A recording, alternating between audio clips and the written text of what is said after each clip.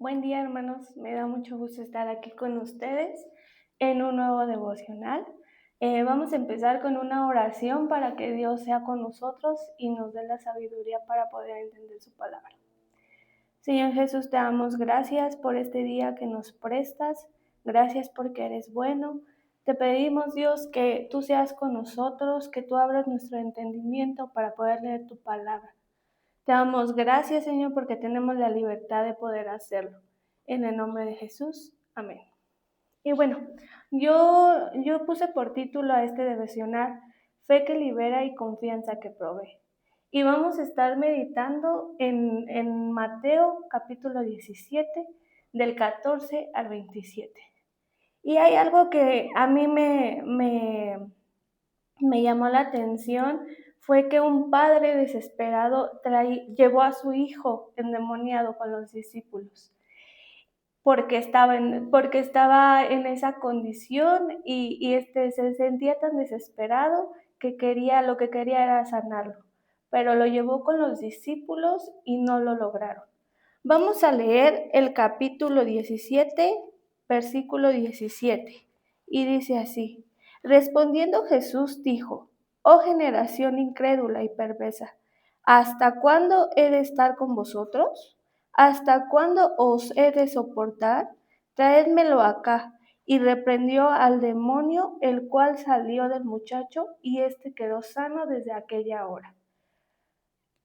Viniendo entonces los discípulos a Jesús aparte, dijeron: ¿Por qué nosotros no pudimos echarlo fuera? Y vemos aquí que Jesús interviene porque no pudieron reprender al demonio que tenía dentro del joven. ¿Y cuál fue el obstáculo? La falta de fe que le faltó a los discípulos. Y vemos más adelante que Jesús nos recuerda que la fe, aunque sea muy pequeña, puede mover montañas. Vamos a leer Mateo 17, 20.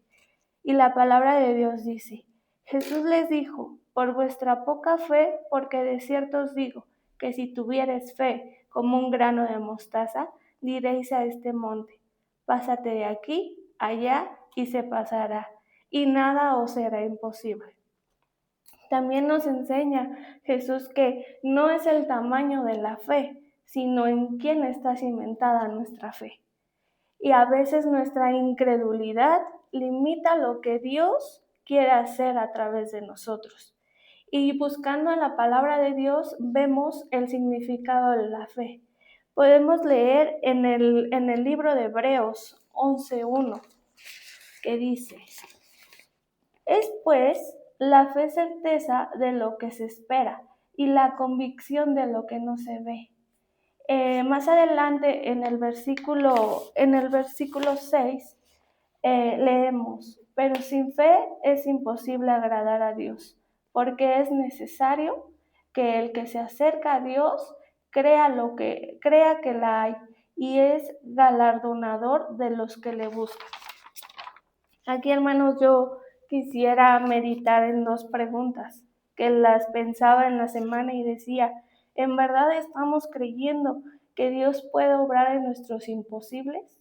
Aquí recordando que la palabra de Dios nos muestra varios ejemplos de personas que creyeron en fe, y podemos ver a Abraham, que fue padre de la fe, que le creyó a Dios para que saliera de su tierra y fue padre de naciones. También vemos a Noé. Noé construyó el arca ante la oposición de su pueblo.